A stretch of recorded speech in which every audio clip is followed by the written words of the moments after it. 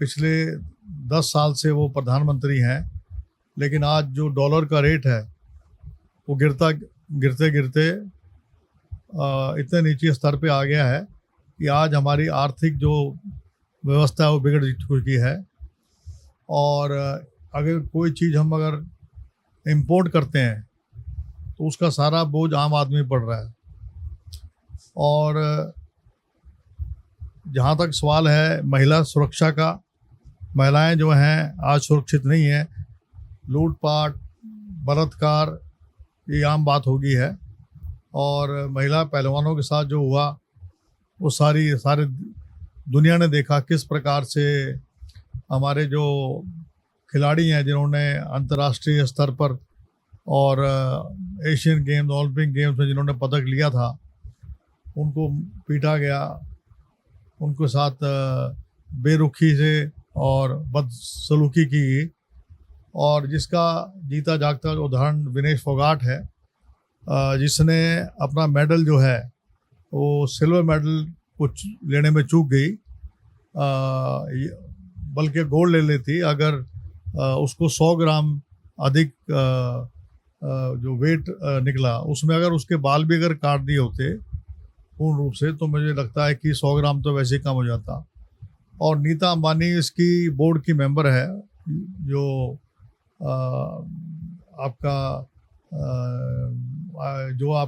ये जो ओलंपिक की जो कमेटी है, लेकिन उन्होंने कोई भी ऐसा कदम नहीं उठाया। खेल मंत्री ने बल्कि ये कहा कि हमने 75 लाख रुपए खर्च कर दिए। आप अगर पैसे से हर चीज़ को तोलेंगे, आज जो देश का गौरव है वो हमारे खिलाड़ी हैं। ये अपमान महिलाओं को तो हुआ ही है, लेकिन देश का अपमान भी हुआ है जो विनेश फोगाट के साथ किया। और आप देखेंगे कि जीएसटी आटा, दाल, घी और दूध पर भी लगा दिया। कोई भी चीज़ ले लीजिए, पेन है, चश्मा है, शर्ट है, टी शर्ट है, जैकेट है, धोती है, कुर्ता है, साड़ी है, बूट है, जुराब है, कोई भी चीज़ आप बाज़ार पे लिए आपको जीएसटी लग जाता है। तो 70% जो जीएसटी है वो आम आदमी भर रहा है।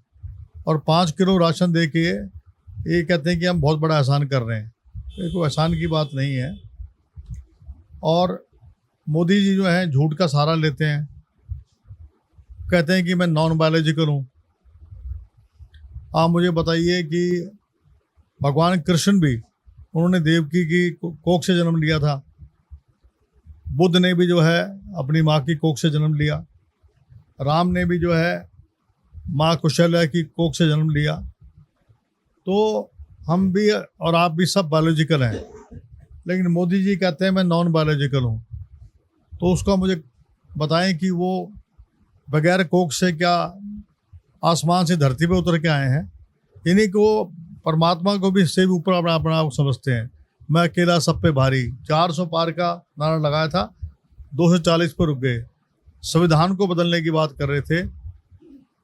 आज हमारा जो बाबा साहब भीमराव, भारत रत्न बाबा साहब भीमराव अम्बेडकर जी ने जो संविधान बनाया था उसको भी बदलना चाह रहे थे, लेकिन जनता ने उनको 240 पे रोक दिया। और आज वो बैसाखी पे बैठे हैं, किसकी?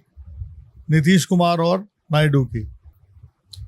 और ये सरकार कभी गिर सकती है, क्योंकि दोनों पलटू राम हैं, कभी पलट सकते हैं। और केंद्र में भी मुझे लगता नहीं ज़्यादा दिन सरकार चलने वाली है।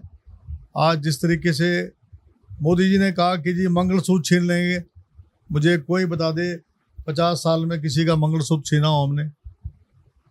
ये कहते हैं कि भाई राम मंदिर पर जो है बुलडोजर चढ़ा देंगे। बुलडोजर तो योगी जी ने चढ़ाया। अगर कोई आदमी अपराधी है तो आप उसके पूरे परिवार का घर तोड़ देंगे।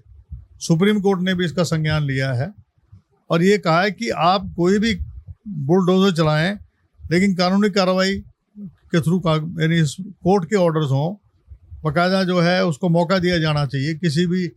आप किसी पे कोई भी आरोप लगा दें और बुलडोजर चढ़ा दें, तो इस प्रकार की जो बातें हो रही हैं वो एक संविधान के साथ एक खिलवाड़ किया जा रहा है। लोकतंत्र का जो मंदिर है, जो कॉन्स्टिट्यूशन जो बाबा साहब ने लिखा था, महाराष्ट्र में सरकार गिरा दी, आपके हिमाचल में गिराने की कोशिश करी, आपके मध्य प्रदेश में सरकार गिरा दी इन्होंने। तो ऐसी राजस्थान में भी इन्होंने बहुत कोशिश की थी, लेकिन सरकार वहाँ गिरी नहीं। हिमाचल में भी किया। तो कहने का तात्पर्य ये है कि ये धन और बल के ऊपर